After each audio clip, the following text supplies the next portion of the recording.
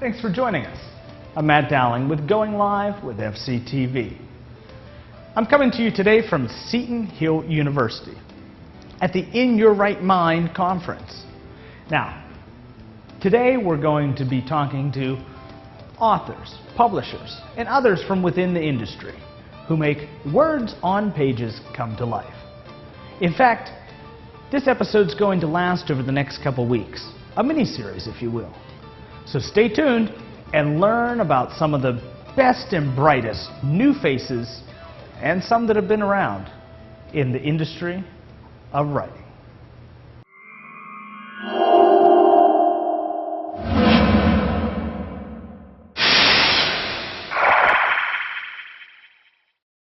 Do you have a buy local card? Yes, I have one. I do. Yeah, I have one. I use mine every day. Where's your buy local card? Use your buy local card to save money at restaurants, grocery stores, retail shops, tourist attractions, and service providers. Cards can be purchased online at www.buylocalfayette.org or by calling 724-437-7913. Savor the flavor of Fayette. Buy local. A few years ago, I was at a dead end, underemployed, with no idea of where my life was headed. Then I enrolled at the Pennsylvania Institute of Health and Technology's School of Healthcare Careers and discovered a great career and great life was only months away. Now, I've started the career of my dreams, and the future couldn't be brighter. The School of Healthcare Careers at the Pennsylvania Institute of Health and Technology offers career-focused, hands-on training for these in-demand fields. Call 724-437-4600 or visit piht.edu for information. Thanks for staying with us with our interviews from Seton Hill University in the In Your Right Mind conference. Joining us now is Maria and Lucy, or maybe I should say are Maria and Lucy, both last name Snyder, no relation though. No, though I like to joke that we're identical twin sisters because it's funny to watch people's reaction because they'll look at Lucy, they'll look at me, they'll look at Lucy like, is she joking or what is she doing? Yeah. It completely throws them off. Yeah, it completely throws them off. You know, and as a writer, we kind of have a mischievous... That kind of a sense of humor? Yeah. You have to play with people a little bit. I do, you know? yes, I do. So you both write fantasy, but I asked you that question before we started, and you said different flavors. So why don't we talk about the type of fantasy that each of you write? Okay, well, I write what I like to call as fantasy light. Okay. It's a very accessible fantasy. My swords and horses are normal, but the people don't speak like they're in medieval Europe. I'm very character focused. I mean, I do some world building, but I don't do a lot of world building. If like Lord of the Rings is like fantasy heavy, because of all the world building, all the details and the languages and the richly drawn world, which is wonderful, but that's not me. Okay. So I'm very light, and actually I skew more young adult than adult, and it's funny because in the United States, I'm considered an adult writer, fantasy, but in the United Kingdom and Australia, I'm considered a young adult author with the same exact books. So I think too, because I skew a little younger in my fantasy, and that's the type I am. So. Lucy. Conversely, I write dark fantasy. I write very dark fantasy. It's squarely adults-only stuff. I'll deal with a lot of horror tropes in a more fantastic setting. I'm the author of an urban fantasy trilogy from Del Rey, which is an imprint of Random House. And the first book in that series was nominated for a Bram Stoker Award. So the horror people were sort of recognizing the horror elements in that. But most of what I write in terms of fantasy is set in the modern day, contemporary settings, that type of thing. Oh yeah, definitely. And I skew, she gets Bram Stoker nominations, and I get nominations from the Romance Writers of America. So kind of at other ends of the spectrum. Yes, but we're both fantasy. So. Right. It just goes to show you kind of how broad the genres can really broad, be. Yes. I was walking around last night and kind of laughing to myself about the different genres that were on the author's tags at the book signing. Yes. Because you could have someone who's distinguishing themselves completely differently than someone else, but the books are similar, or you could have two people that are in the exact same genre, and like you are, they're at different ends of the spectrum. So it's kind of interesting, the boxes that authors and probably more publishers put them into. Exactly. It is the publishers because they want to be able to put your book on a shelf in a certain spot, or now with online, be able to tag you a certain way so readers can find you. See, Lucy's readers are looking for that dark horror element, and they're going to go for her. And if they accidentally get one of my books, they're going to be like, well, this is just so sweet. Coming back, you know, Maria, coming from a bookseller standpoint, because I used to sell books for 5 years. I was in a bookstore, brick and mortar, and finding they still have those. They do still have them. They're harder to find. They're hard to find. They do still exist.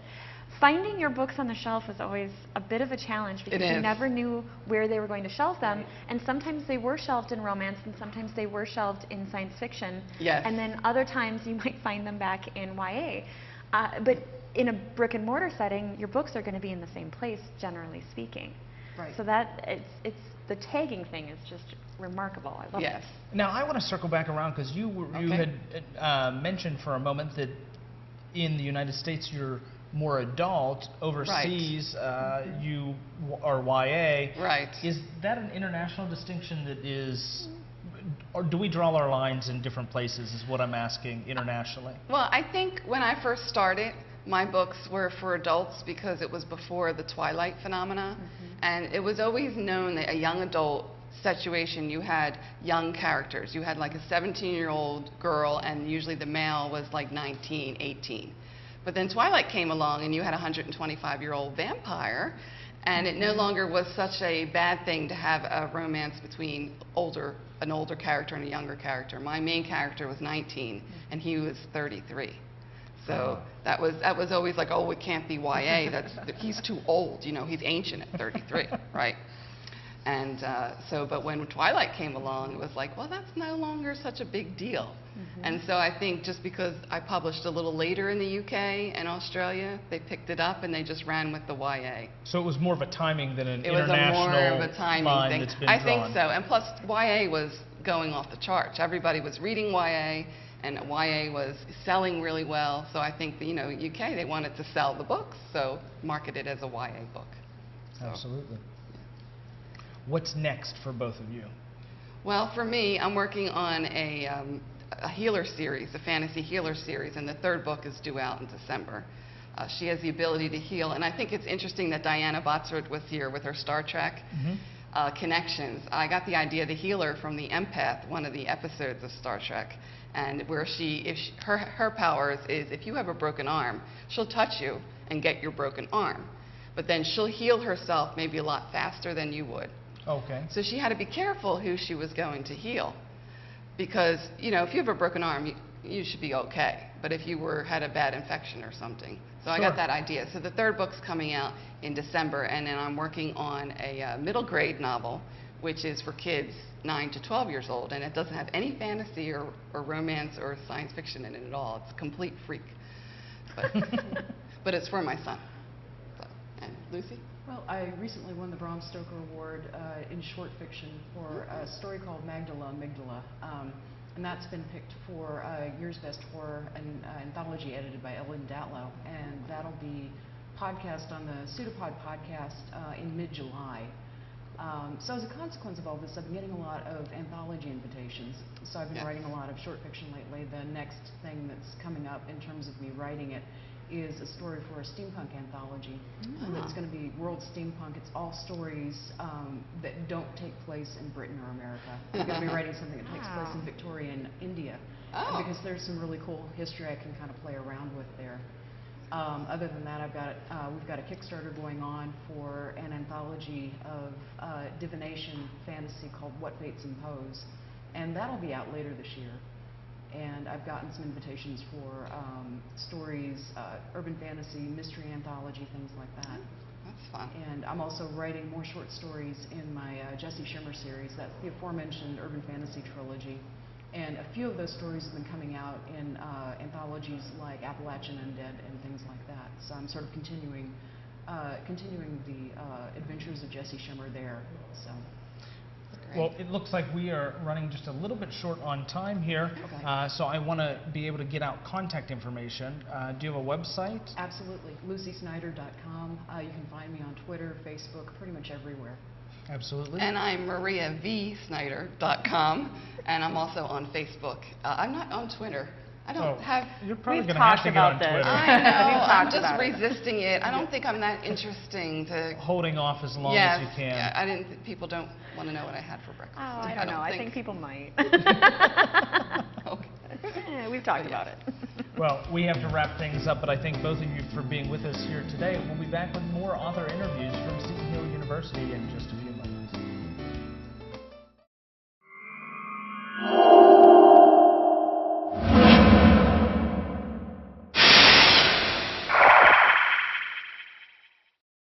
Do you have a buy local card? Yes, I have one. I do. Yeah, I have one. I use mine every day. Where's your buy local card?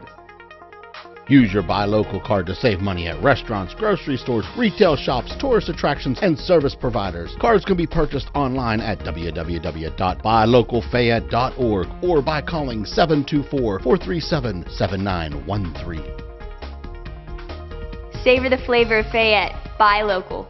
A few years ago, I was at a dead end, underemployed, with no idea of where my life was headed. Then I enrolled at the Pennsylvania Institute of Health and Technology's School of Healthcare Careers and discovered a great career and great life was only months away. Now, I've started the career of my dreams, and the future couldn't be brighter. The School of Healthcare Careers at the Pennsylvania Institute of Health and Technology offers career-focused, hands-on training for these in-demand fields. Call 724-437-4600 or visit piht.edu for information. Welcome back to Seton Hill University, where we have been interviewing authors all day long. Heidi's back with us for our interviews, and Matt Betts, you have dared to join us on Going Live twice now. You make it sound like a bad thing. You've been interviewing authors all day today. Like, it is kind of tiresome. Yeah, we are kind of hard to talk to. I feel for publishers. That doesn't. Most people normally don't. That's right. Yeah. Also joining us, Heidi. We have Tim Wagner, and both of these guys are from Ohio, so Pennsylvanians don't hold that against them. Right. That's right. I think there's less of an Ohio-PA rivalry. There is, with the Brown Steelers. The Michigan, Ohio is the big rivalry that we worry about. Yeah, we fight with the Ravens now, so it's a little bit. Well, we did for a while too when they went to Baltimore. Sure. Ohio was not thrilled about that. And now just no one's thrilled with the Ravens. So. Nobody really talks about them. That's true. They're a non-entity. That's right. I want to get to your writing, because that's why we had you here today. And we talked a little bit about your book, Matt, that has recently come out on the last episode, or a recent episode that we had. Why don't we start with your recent writings? Okay.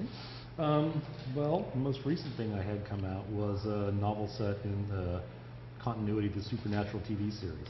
So it was an original venture of Sam and Dean. Awesome. It was a lot of fun to write. I bet. And I also had a short story collection called Bone Whispers come out not too long ago. Because you'll find that Tim is one of the most prolific writers I have ever met. Constantly, and he does lots of tie-ins, which are awesome too, because people absolutely love those. As a writer, I kind of wonder, was it tough working in their universe, in a different universe? Well, it depends. On that one, it wasn't, because I've watched the show since it came out. The hardest thing about it was being aware of trying to capture the brothers' relationship and their interplay, because for me that's a big part of the series, and it is for the fans. Sure. And from the reviews I've seen, they feel like I've done a pretty decent job, so that's good.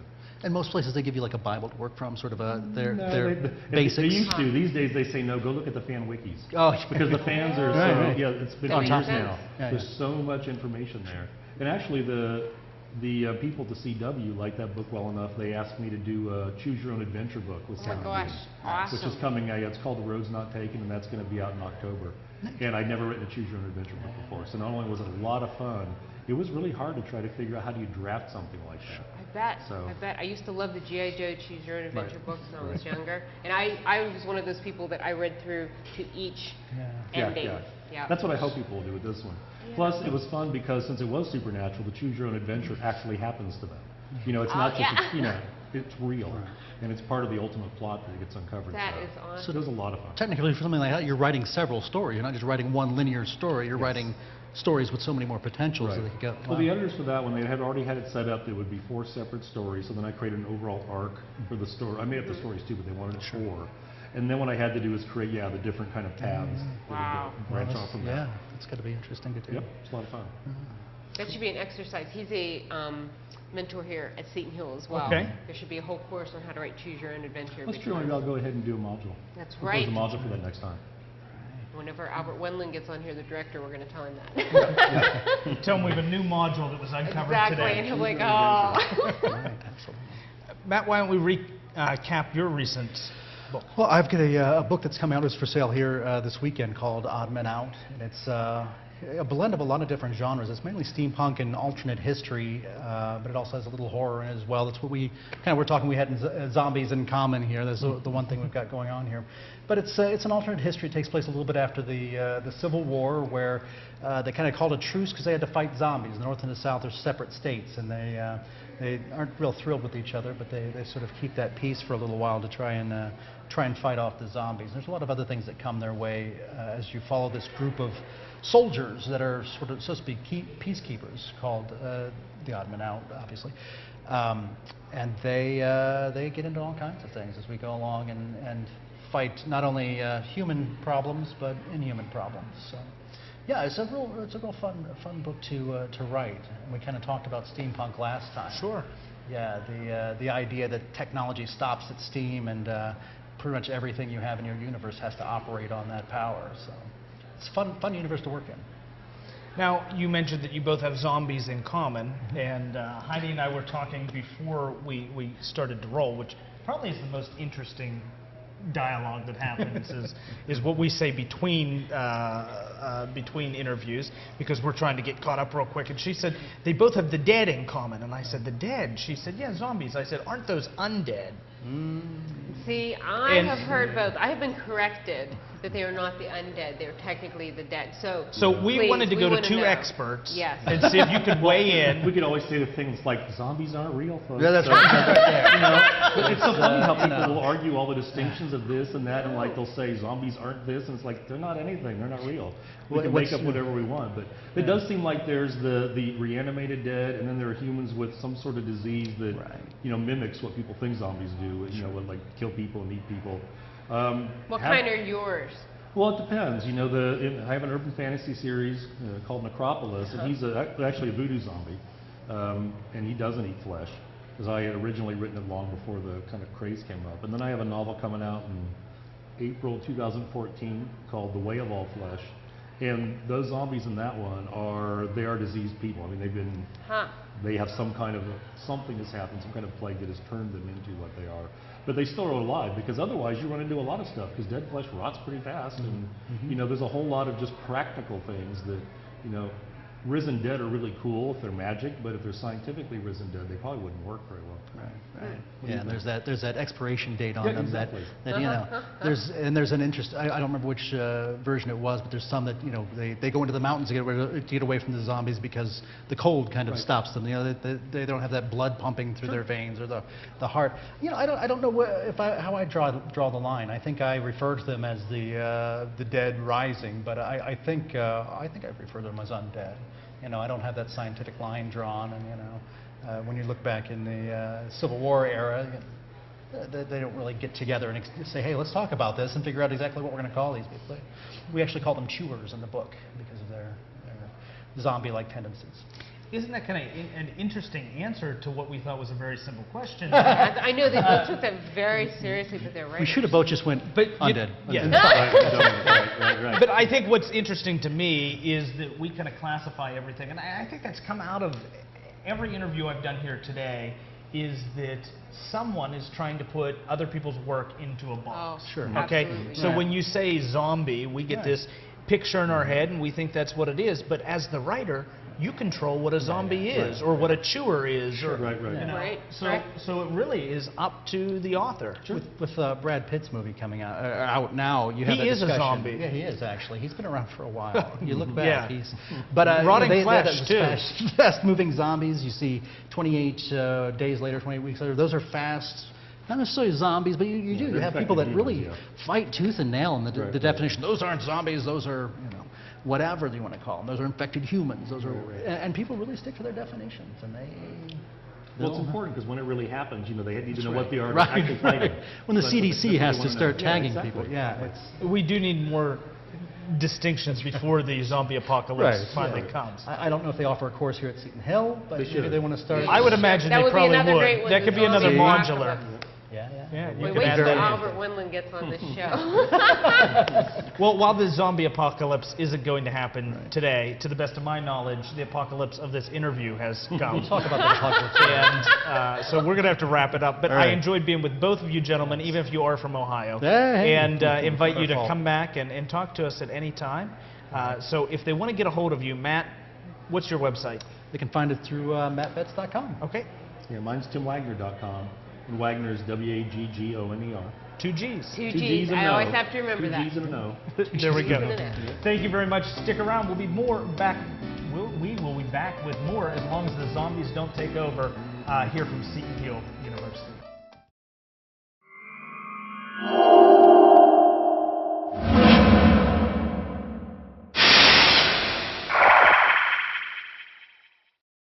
Do you have a buy local card? Yes, I have one. I do. Yeah, I have one. I use mine every day. Where's your buy local card? Use your buy local card to save money at restaurants, grocery stores, retail shops, tourist attractions, and service providers. Cards can be purchased online at www.buylocalfayette.org or by calling 724-437-7913. Savor the flavor of Fayette. Buy local.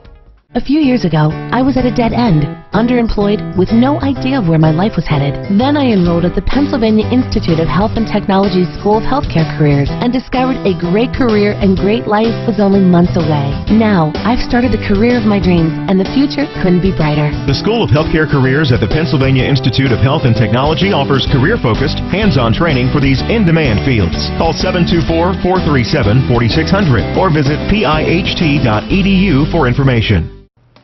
Well, thanks for staying around and joining us once again. Now we have the other half of the Duval team. We spoke with your wife a little bit earlier, and she alluded that Seton Hill was a great dating service for you.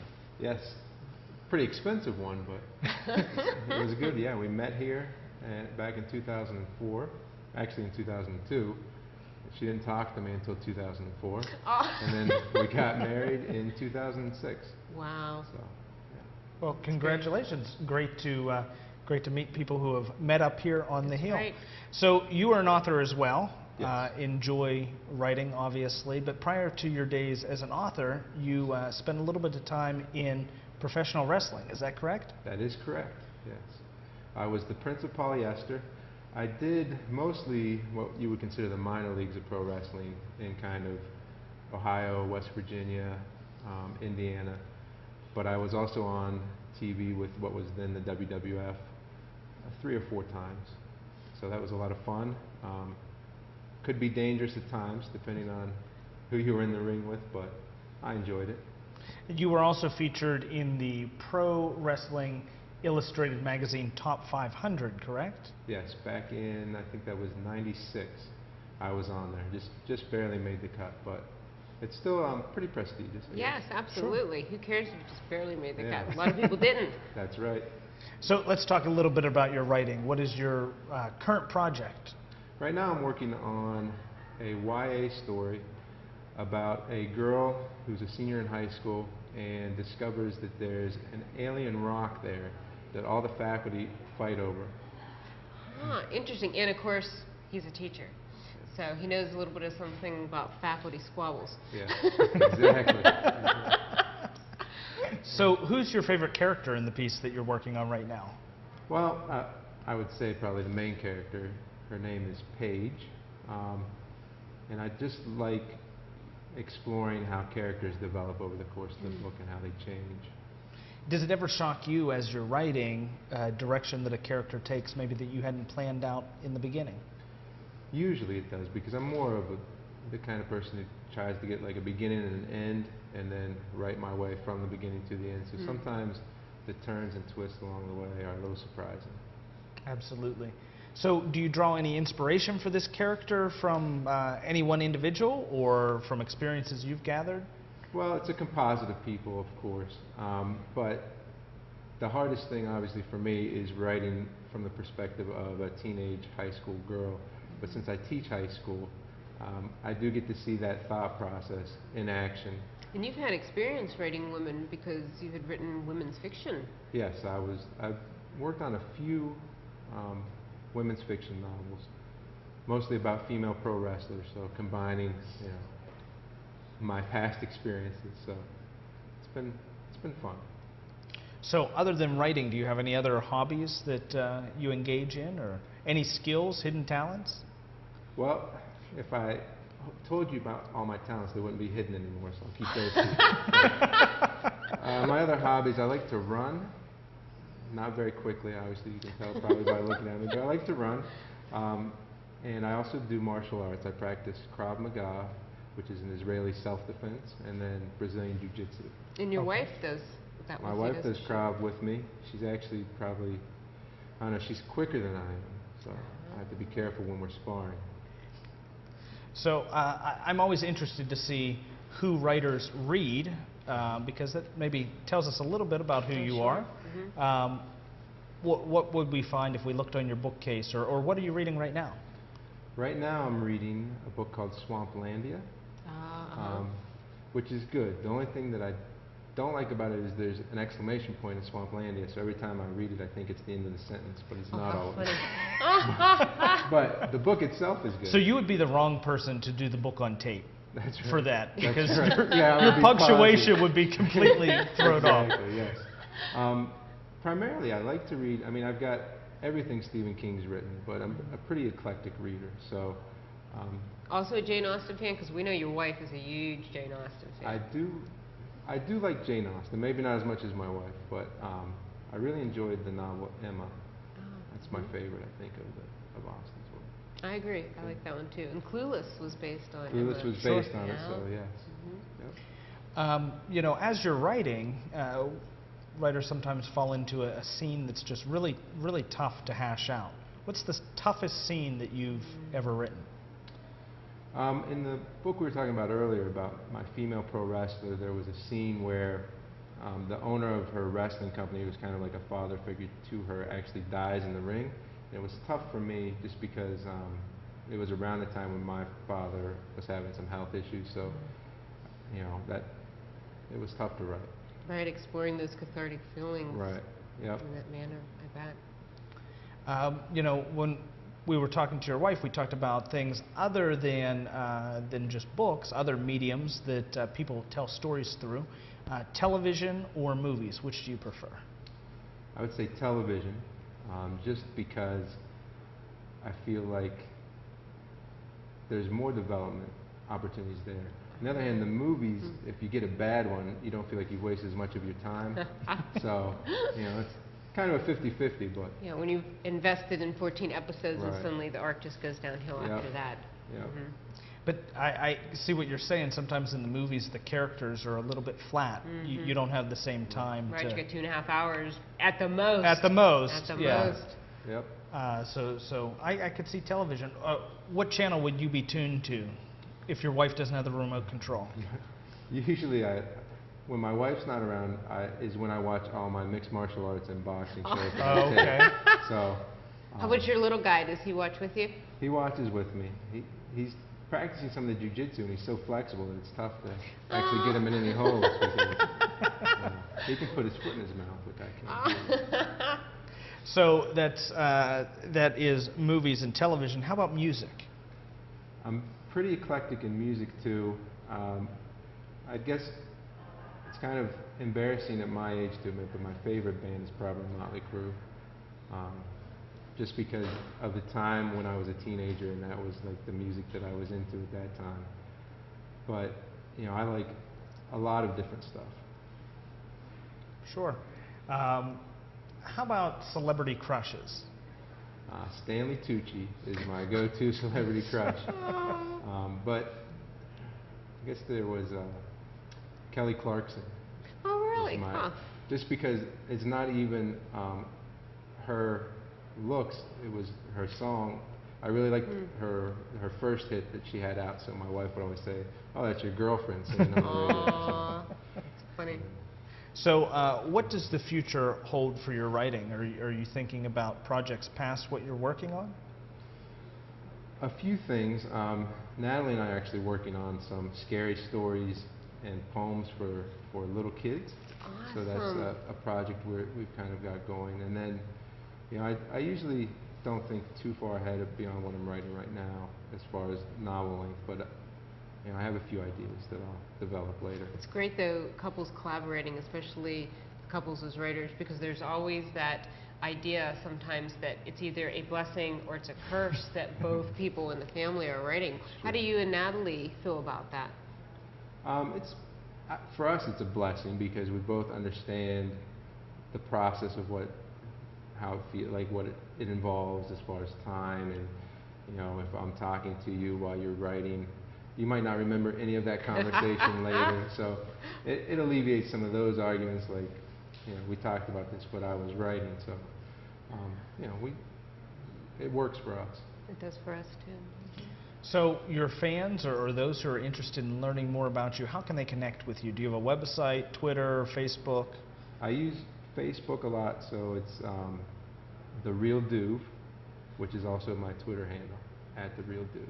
So you can find me on either of those places. I also have a blog, Really Cranky Dad, .wordpress.com. Okay.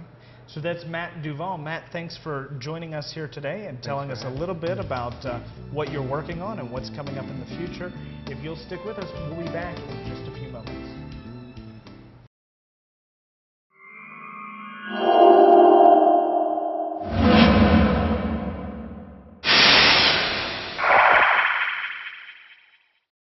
Do you have a buy local card? Yes, I have one. I do. Yeah, I have one. I use mine every day. Where's your buy local card? Use your buy local card to save money at restaurants, grocery stores, retail shops, tourist attractions, and service providers. Cards can be purchased online at www.buylocalfayette.org or by calling 724-437-7913. Savor the flavor of Fayette. Buy local. A few years ago, I was at a dead end, underemployed, with no idea of where my life was headed. Then I enrolled at the Pennsylvania Institute of Health and Technology's School of Healthcare Careers and discovered a great career and great life was only months away. Now, I've started the career of my dreams, and the future couldn't be brighter. The School of Healthcare Careers at the Pennsylvania Institute of Health and Technology offers career-focused, hands-on training for these in-demand fields. Call 724-437-4600 or visit piht.edu for information. Thanks for joining us from Seton Hill University. Heidi, we have some new guests here with us. Well, we have an old guest, out the day. Jason Jack Miller, but we have a previous guest. A previous guest. Excuse me, yes. But He's really fighting this age thing. He is, I know. We have Dr. Michael A. Arnzen, who is the chair of the Humanities Department here at Seton Hill University. He has been somewhat my boss as well since I'm teaching undergrad classes. And co-editor. And he's the co-editor of Many Genres, One Craft. I'm the other editor, in case you're wondering who that was. It is me. And he also is a mentor in the WPF program because he was here in its inception. And also an author for Raw Dog Screaming Press. He does it all. He does it all. Bram Stoker award-winning. Yes, 5 Horror writer? Yes. 5 times. Yes. 4. I would hate to see his I thought dreams. it was 5. Well, 5 is a rotating number because I'm nominated quite often. Oh, there we go. Okay. It's just a matter of time. It's always in the chamber there. Matter of time. By the time this airs. Maybe. So what's your most recent work? Book just came out yesterday. It's called Play Dead. It's a re-release of a novel I published a little while ago. About. Do you want me to tell you what it's about, or is that too rated R for this show? It's on the internet. We had the idea, baby, with Nicole Peeler earlier, so. Oh. I'm just kidding. Anyway, the book is set in a fictionalized Vegas where pathological gamblers are homeless and they get kind of caught up in this game that somebody's playing for sport, where they make. To bottom line it, they make a deck of cards out of photographs of their murder victims. And it starts to create this supernatural energy, and the game gets out of control. It'll make your teeth hurt. It'll make your teeth hurt. Oh, That's all he's saying about that That's all I'm part. saying about No that. spoilers. We have no spoilers. No here. spoilers. No. Well, previous works, you know, you've been nominated, or a recipient 4 times, nominated multiple times, waiting for the 5th, as we said. What are some of your previous horror works? Well, another book that recently came out is called The Gorlitz Omnibus, which is a collection of poetry that I've written and published over the past 10 years. They're all hyper short poems, like Twitter length, but gory. If I may interrupt, Please it's do. just that I think this is part of what's beautiful about this, is that he did this short fiction 10 years ago. So it was basically, I'm not saying that he invented the 140 characters, but you know, that idea of short bursts of fiction is something that, you know, the Gorlitz was basically, and that was 10 years, 8 years? Yeah. Yeah, I look at you as one of the precursors to the whole flash fiction movement completely and utterly. Thank you. you. He was writing all of this flash fiction on his Palm Pilot with the little stylus. With the stylus? Yes, Yeah. the stylus. Took some crap for it. I couldn't resist the Kirk Enterprise. Well, the story behind that was that I received a Palm Pilot as a gift, and it's not like I go to business meetings all the time and, oh, let me check my schedule, my agenda, you know, or whatever. And, this is before everyone was carrying cell phones around and had apps. And I said, I just turned it into a literary toy because I didn't know what else to do with it. And so I would use just that one screen to write a poem, and you know, you're kind of bound by how wide and tall it can be. And I had a website, so I figured I would just kind of publish it through my website to people who also had these Palm Pilots, and just send out these like bursts of gore, and that's why it's called Gorlitz. And you know, it got covered by Wired magazine, and it got a lot of attention when I first started doing it. It was a great little project. It evolved into a short book, and then this year, I've been doing it now for 10 years, so now there's this great thick hardcover collection called The Gorlitz Omnibus, which just came out from Raw Dog Screaming Press, who you may have interviewed already and all that. I'm very proud of it. So, other than having been given the Palm Pilot as a gift, were you a techie of sorts at all, or were you? I guess so. I mean, I've always been interested in the possibilities of technology, and I was in there on the early, web. I used to be in a writers community that was on Genie, which I bet your audience probably wouldn't know about. It was years, there were all those early internet. America Online, I remember that. I had my own website back then when other people were like, what's a website? So I've always been interested in the hypertext as a possibility space for creativity. And the web, I mean, I did instantly realize this is the future. I mean, it's pretty self-evident once you get on there, so. Yes, we joke that he has the Michael Arnzen social network. Everybody else just has a Facebook page or what have you. That's right. right. It's the only social network that I've ever received work from, so. Yeah. We're all friends in the Arnzen social network, which is at michaelarnzen.com. but he brings up an interesting kind of idea here, and I just wanted to mention this to Matt, is that he does not play within the parameters of all of the other people that we've talked to today.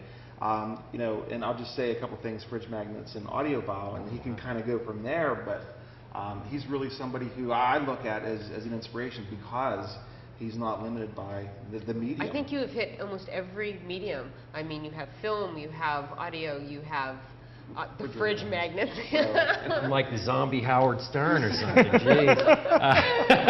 Yeah, I mean, like I said, it's all a literary toy for me. Why be limited just to the printed matter and all that? Thank you for bringing up those other things. I mean, yeah, fridge magnets. Which is pretty funny. Did you have a chance to see those last night? I did last night. I saw them on the.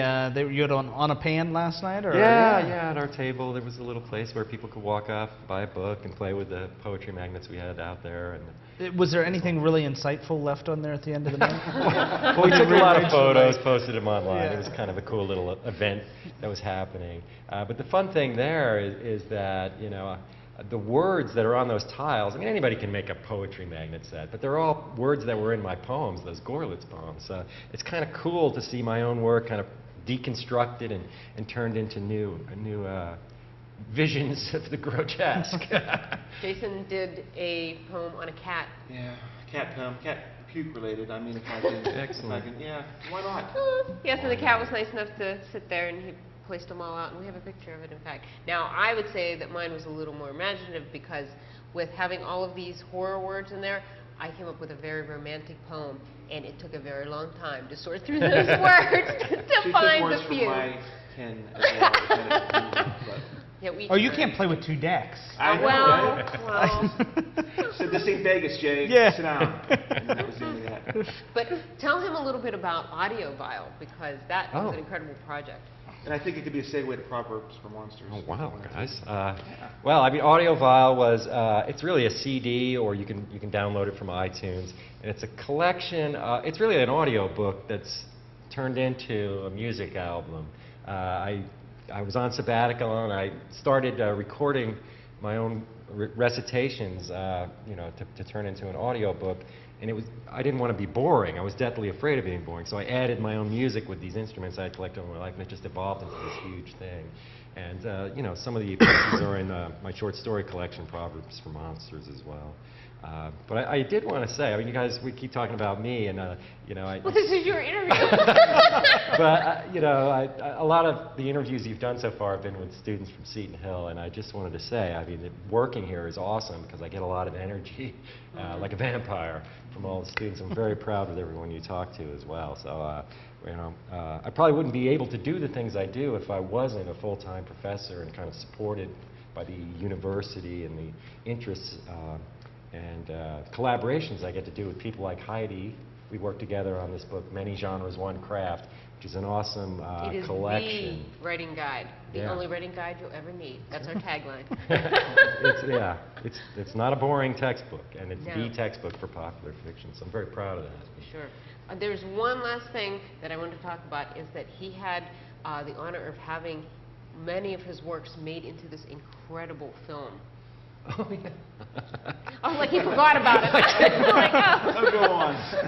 Yeah, it's kind of like an art film project called Exquisite Corpse, and the story behind that is too long to get into, but basically, a filmmaker had read one of my horror poems, asked if there was more. I sent him everything I had. I was like, wow, movies out of poems, which was crazy enough, and he reached out to an experimental filmmaking community and got like 11 or 12 different filmmakers to make these crazy little art pieces and then put them all together in what's called an exquisite corpse, which is a technique for creating randomness in the arts, and it turned out to be really wild. So thanks for bringing it up. That's cool. Yeah, thank you. Yeah, it was awesome. Well, it looks like we have run out of time, and actually I think we did a few minutes ago because he was aggressively waving it. But that's okay. We make the rules here. So that's right. I wanted to thank you for being on. If people are looking for you, they can Google search you and come up with good information, I'm sure. Yeah, Gorelitz, GORELETS.com. My name's a little hard to spell, but MichaelLorenza.com works too. I'm not really big on the Facebook. No. But Twitter. Look for me on Twitter. Yes. And since he's local, he'll probably be on the show pretty soon. Absolutely. I'd be happy to. Thank you. Well, we want to thank you for tuning in. We are here from Seton Hill at the In Your Right Mind conference. The name's been plaguing me all afternoon. We want to thank you for joining us. Have a great day.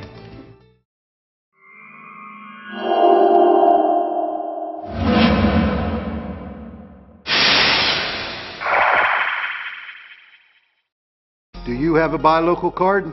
Yes, I have one. I do. Yeah, I have one. I use mine every day. Where's your buy local card? Use your Buy Local card to save money at restaurants, grocery stores, retail shops, tourist attractions, and service providers. Cards can be purchased online at www.buylocalfayette.org or by calling 724-437-7913. Savor the flavor of Fayette. Buy local. A few years ago, I was at a dead end, underemployed, with no idea of where my life was headed. Then I enrolled at the Pennsylvania Institute of Health and Technology's School of Healthcare Careers and discovered a great career and great life was only months away. Now, I've started the career of my dreams, and the future couldn't be brighter. The School of Healthcare Careers at the Pennsylvania Institute of Health and Technology offers career-focused, hands-on training for these in-demand fields. Call 724-437-4600 or visit piht.edu for information. Thanks for joining us. We are here on location at Seton Hill University today. And joining me is a face that you may recognize for our loyal viewers, Heidi Ruby Miller, thanks for being Yes, with us once again, and Natalie Duval. Yes. Now, Natalie, you were involved in the Seton Hill writing program here, correct? Yes, it'll be coming on 10 years now. Okay, and Seton Hill has put together a great conference. Heidi, why don't you just tell us for a moment about that conference? Sure. The In Your Right Mind conference is actually started as an alum retreat because the Writing Popular Fiction graduate program, everyone loved it so much they did not want to leave Seton Hill once they actually graduated. So a bunch of local alum had gotten together and decided we'll form this retreat, and before we knew it, it actually became a full-fledged conference that runs concurrent with the MFA residency. So it's wonderful. Current students get to meet all of the alum during June and get to see what kind of network. We have an incredible network here. I was able to be on campus last night for a book signing event, and I was just amazed the people that we met from all across the United States, really, and people that are active in the industry. You know, for those who are watching in the southwestern Pennsylvania area, you might not know the literary gem that we have up here on the Hill. I know I didn't. Absolutely. I didn't either. I originally found Seton Hill from the Science Fiction and Fantasy Writers of America website. I was looking for a graduate program, and I saw Seton Hill, and I said, that's in Greensburg. That is just so close to me. And then it ended up changing my life. I tell people that all the time, but it was true. Well, it especially changed Natalie's life because she met her husband here. It was an expensive dating service. It was. But it worked out well. Yeah, it sure did. Well, Natalie, you're from central Pennsylvania, small town. Why don't you it's near Hershey. Okay. So that's why we bring chocolate every year. Okay. So, yeah, I'm sorry I didn't bring any to set. Yeah, that's okay. If I ate chocolate all day long, I probably wouldn't be feeling well by the end of the day anyway. So we'll let you off the hook, you know. But so let's talk about your work that's in progress. What's the title of it? It's called His Mistress. Okay. It's kind of like a Freaky Friday meets Jane Austen.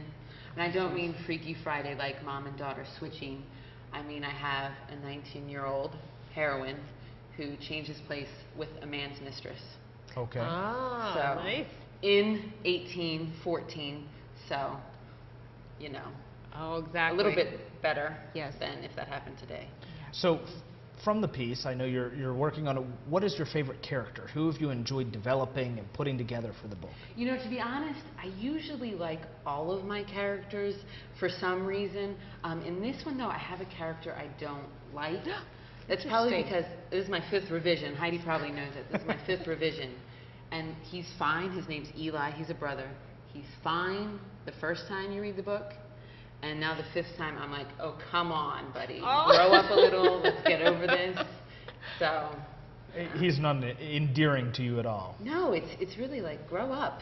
It's time to grow up. Fortunately, he's not the hero, so I'm okay with that. But adds a little spice to everything. Yeah, it does. He's a foil, so it works. So where does the book take place? What's the setting? It's a Regency set, historical. So for anyone who's not familiar with it, it really is when Jane Austen was writing Pride and Prejudice, Sense and Sensibility. It's that time period. Okay. So we're in Regency, England, London most of the time. And Regencies have really seen a resurgence. A huge resurgence. Yes. Now, have you traveled there yourself? Why don't you tell me a little bit about your personal travels? No, unfortunately, that's when I sell the first one. That's the first place we're going. We're buying a massage chair, and we're going to London. It's good to have priorities set. Thank you. Thank you. Yeah.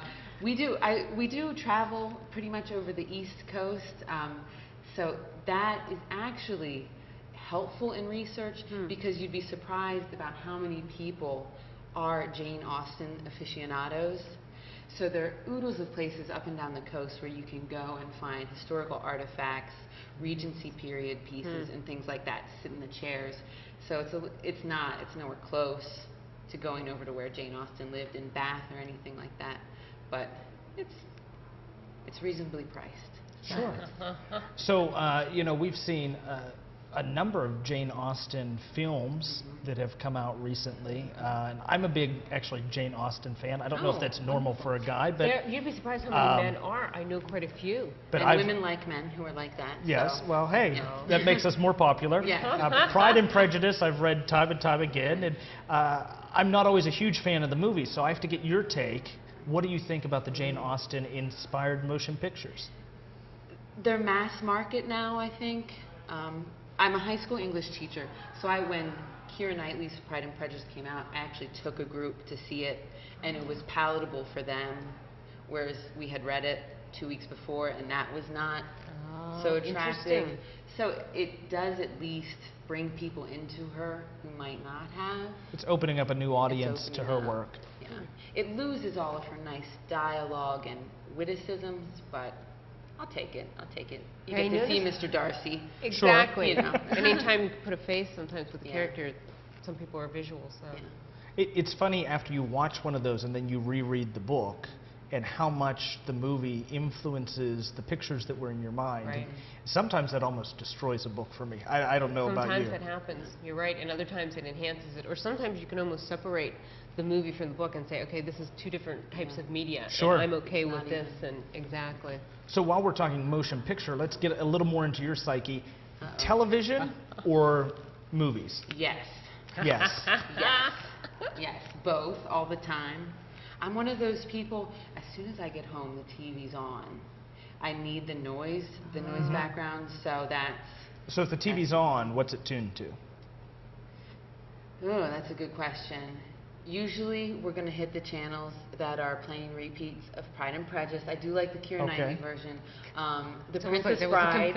Yeah, the Princess Bride was on VH1 frequently. Well, so it's anything. Is that why we're having the theme for the ball because of your my obsession? TV addiction? Yes. So you'll be in costume tonight at the I will be in ball? costume. I will. Yes. Our producer Ken Hager, who's with us tonight, he is also going to be in costume. I heard he has a large treasure trove of costumes. He does. Now he's moving from Pittsburgh to Uniontown in summer. You know, there's like 3 U-Hauls of stage clothes that haven't moved. Wow. Well, what people can't see now, since he's behind the camera, is he is in costume now. I know. I mean, that's dedication. When he knew that he could wear a mask all day long, he was all for it. So, everyday eats. What's your favorite food? Oh, you're asking me these questions where I'm like, anything you give me. I am a sweet person. Me too. Sweet, so anything that has dough with sugar on top. You got chocolate. Pies, chocolate. Oh goodness, yeah. Cupcakes, donuts. We will have donuts tonight, so. Oh, art. That'll be cool. I'm excited. A lot of fun going to happen here. Tonight there will also be some music playing. If you were picking the soundtrack, what would it be? I love classic rock, so I'm a classic rock girl. Like AC/DC? Or? My ideal concert would actually be AC/DC, who I have seen in concert, AC/DC and Guns N' Roses, when Axl, would actually show up. So it would be that. Throw in Gordon Lightfoot. Not a lot of people remember Gordon Lightfoot. I've seen him in concert too. And then Burl Ives. Would he be at the same concert? He might be at the after party. I would think, yeah. So. So as a kid growing up, was reading something you enjoyed? You have this passion for the literary now. And I do it. My dad was a reading supervisor. Okay. So, we would get free books from the school district all the time because you'd get these samples. It was my sister who taught me to read. You know how you sometimes have these memories in the back of your head? I just remember my sister helping me learn to read when I was very young. So, it's a family thing. Your favorite book growing up? My favorite book growing up was The Babysitter's Club. Such a girly thing to say, but Christy and Bart, they got together and it was a wonderful day. So we only have a couple minutes left, and we've talked about music, we've talked about television, pretty much any media, and we got a little bit of insight into your persona. Your current piece that you're working on, if you could have someone play the lead character in that, in a motion picture, who would it be? I'm a little older than 19. But I would love to play it myself. Oh, that's awesome. A little bit older. That's awesome. But Heidi could step in if she needed to. So I think we're kind of similar. I think I have a little more age on you than you. So. Heidi's like 22, so we're getting a little further. A little less believable, you think? Well, hey, I want to thank you for joining us here at Seton Hill today. It's been fantastic to talk to you. People can contact you or connect with you, Facebook, Twitter. Do you do any of those things? Twitter, Pigeon, it's all good. It's all good. Natalie Duval. We'll be right back after these brief messages.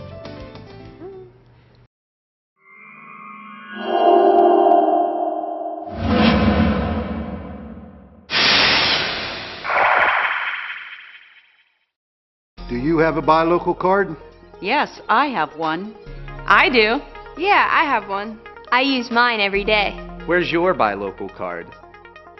Use your buy local card to save money at restaurants, grocery stores, retail shops, tourist attractions, and service providers. Cards can be purchased online at www.buylocalfayette.org or by calling 724-437-7913. Savor the flavor of Fayette. Buy local.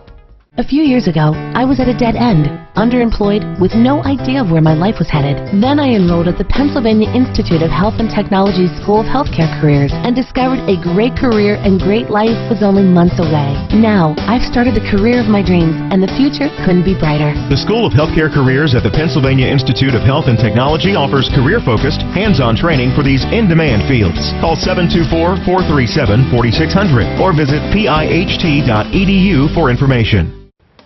Well, I hope you've enjoyed this installment of interviews. There's a lot going on at the conference and so many people that we couldn't get them into just 1 hour. So I'd encourage you to try back next Friday, where we'll have even more authors, publishers, and influential people within the writing industry coming at you from Seton Hill University. I'm Matt Dowling with Going Live for FCTV. For David, Ken, Christopher, the whole crew, and myself, have a great evening.